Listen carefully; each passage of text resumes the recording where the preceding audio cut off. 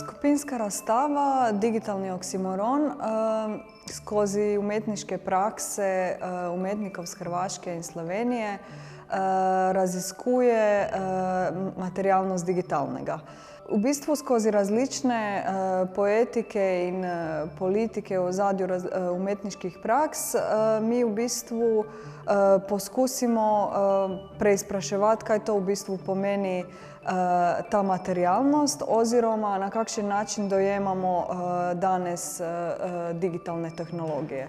Meni je predvsem bila neka inspiracija knjiga, ki jo je napisala Jennifer Gabris, Digital Rubbish, A Natural History of Electronics, v kateri se v bistvu avtorica ukvarja z digitalnimi odpadki in elektronski odpadki nasploh, ampak v bistvu jih razkazuje v bolj širšem polju oziroma v bolj širšem pomenu. Se pravi, ne gre le za to, da mi zavržemo digitalno opremo in ne vemo, kaj se z njo zgodi, ampak bolj gre za to, da je zelo problematičen, pa tudi kompleksen, celoten proces proizvodnje, uporabe ter na koncu odlaganja samih digitalnih tehnologij.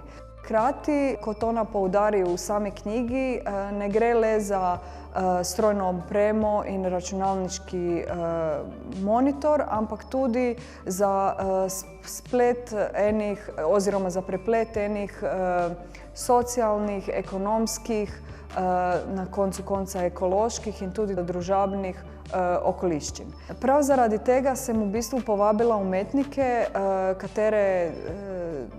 katero prakso dosti dolgo že spremljam. In se mi je zdelo zanimivo, da bi v bistvu sama razstava funkcionirala kot en dialog med različnimi umetniškimi perspektivami in pogledi na materialnost digitalnega. Čeprav samim delim, ki so tukaj razstavljena, ni nujno, da jim je to osrednja tema, meni je bilo zanimivo, na kakšen način se vsako posamezno delo dotika tega fenomena. Recimo v ozadju za mano lahko vidite delo Hrvoja Hiršla, ki se je v bistvu med letoma 2014 in 2016 dosti ukvarjal sa nevidnim delom. Nevidnim delom, ki je v bistvu na spletu. Se pravi, od tega mehanskega dela, ki gre skozi različne bote, do dela nevidnih delavcev oziroma človeških agentov, za katere sploh ne vemo, da nekaj delajo, ampak to delo na koncu ima svoje posledice. Enako tako je v bistvu on v svojem delu, ki je za mano, Klik, masaž, klik, v bistvu po eni strani se referira tudi na znano sporočilo Marshalla McLuhana Medije sporočilo, ki v tem slučaju, v tem primeru pa je medij masaža. V bistvu gre za to, da smo postavili različne banere na spletno stran RTV Slovenije, pa Radio Študenta, pa tudi GT22 in v bistvu obiskovalci, ko kliknejo, na neki ravni masirajo obiskovalce galerije oziroma obiskovalce, ki se uležejo na tiste vzmetnice. S tem je v bistvu Hrvoje Hiršl hotel poudariti, da prav to spletno delo, ki je v bistvu v omrežju le en klik, v konkretnem prostoru ima konkretne pa tudi fizične posledice, čeprav se noben ne zaveda, kdo je, obiskovalec se pravi, se ne zaveda, kdo je tisti, ki ga masira, enako tako kot obiskovalec spletne strani se ne zaveda, da v bistvu sploh nekoga masira. Potem pa je delo Ivane Tkalčič. V delu Ivane Tkalčič, ki se imenuje Paradise Now, se umetnica v bistvu predvsem ukvarjala s podobo, ki je v bistvu prisotna v digitalnem okolju. Zanimivo je to, da je ona bila v bistvu na eni rezidenciji v Grčiji in jo je tamo bila zanimiva grške skulpture in je premišljala, kaj to pomeni taj neki kanon klasične umetnosti. Zato je v bistvu izhajala prav iz tega kanona in je prevzela podobe različnih grčkih pa rimskih skulptur in jih je v bistvu skozi digitalno podobo pripravila v nekaj totalno drugega, pa tudi abstraktnega, ker se v bistvu koristila gličem, se pravi, da je šla v kodo same podobe in je prav skozi to kodo šla v to napako, ki je nastala. Se pravi, noben od naju verjetno ne bo tu spoznal tiste skulpture, ampak to tudi ni pomembno, ker je nju predvsem zanimal prav ta pogled stroja na dela klasične umetnosti oziroma tudi na to prepraševanje, kaj sploh ta klasična umetnost je, pa tudi kaj sploh nama lahko ponuja ta hiperrealnost. Ali je to lahko neka utopija ali je v bistvu nekaj bolj srhljivega. V tem prostoru tudi imamo delo Toni Soprano Mene glejte, ki v svojem delu se ukvarja tudi sa tem enačenjem med digitalno in fizično realnostjo in to v bistvu dela skozi vizualno reprezentacijo, se pravi skozi dekorativno tapetu, ki se preliva med zaslonom in galerijsko steno. Hkrati pa ponuja en video, v katerem sama razlaga svoje delo, ampak mi sploh ne moremo slišati zvok te razlage. Se pravi, na neki ravni nam tudi pove, da v tem prevajanju med digitalnim pa fizičnim, čeprav vsi živimo eno pa drugo in je na neki ravni enakovredno, še vedno določene zadeve se pač zgubijo v prevodu, ne.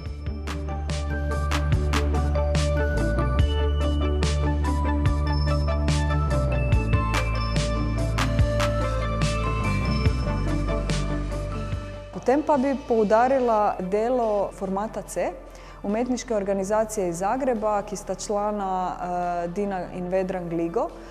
Oni predstavljajo projekt, ki se imenuje Pavilion, konkretno eno varianto tega projekta Together Together.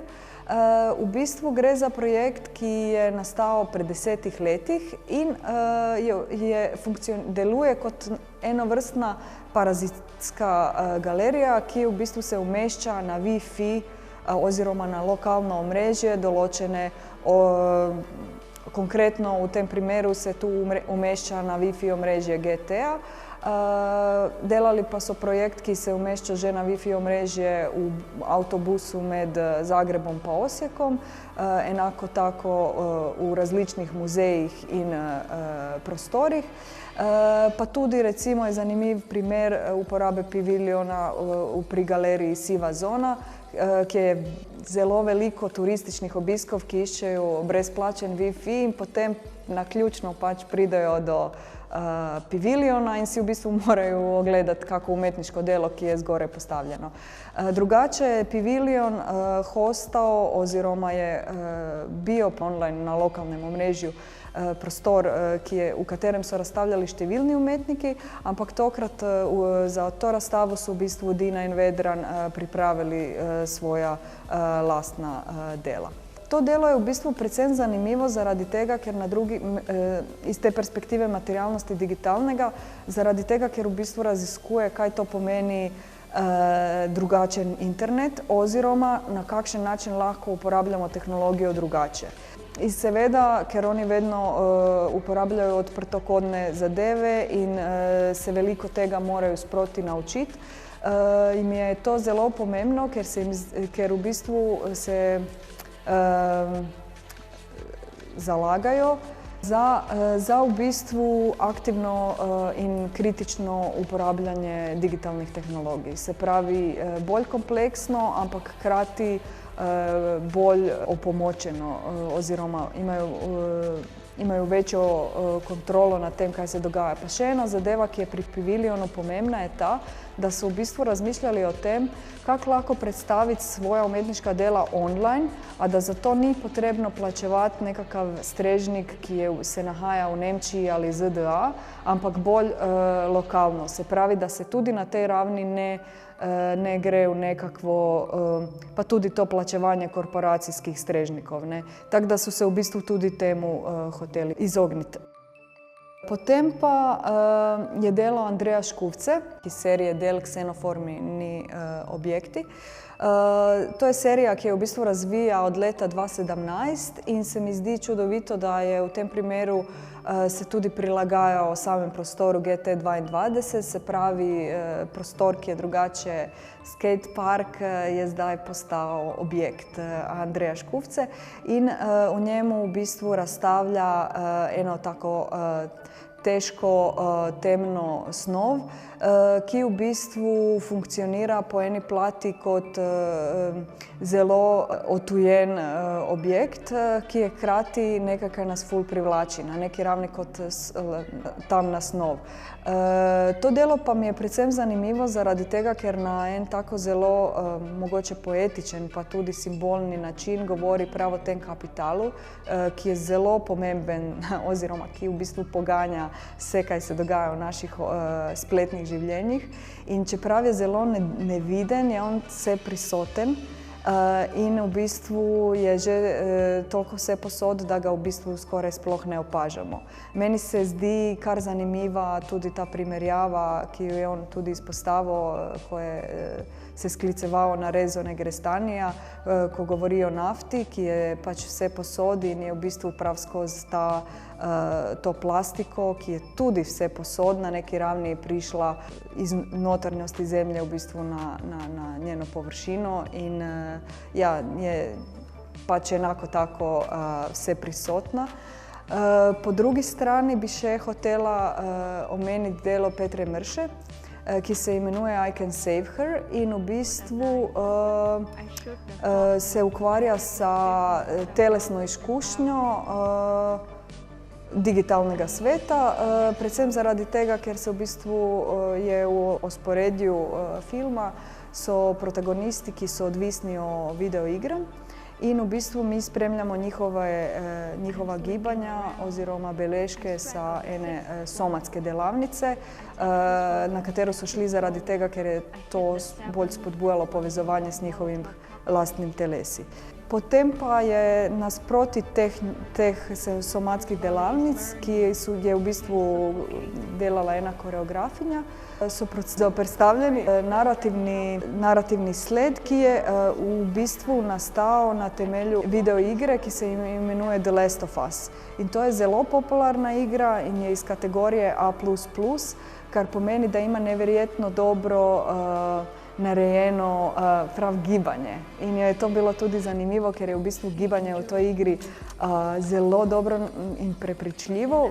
Po drugi strani pa ne nujno zaradi te igre, ampak se zgodi, da odvisniki od videoiger zgubijo prav ta stik s lastnim telesom. In to nasprotje je umetnici bilo zanimivo. Moram še poudariti to, da v bistvu Petra Mrša v ozadju ima tudi študij psihologije pa sociologije in jo vedno zanima tudi raziskava. Se pravi, to delo, ki je tu razstavljeno, ni edino delo, ki se ukvarja z videoigrami.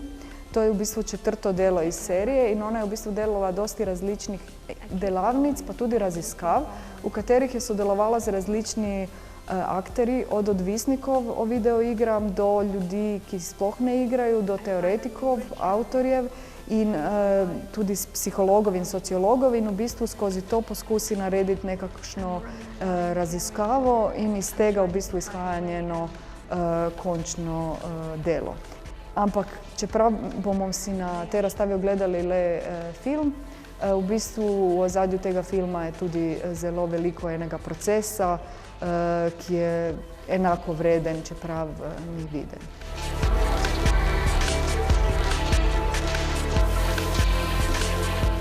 V okviru razstave je tudi predstavljeno delo Igora Štromajerja, ki v bistvu je že pred vrsto let začel uničevati svoja dela.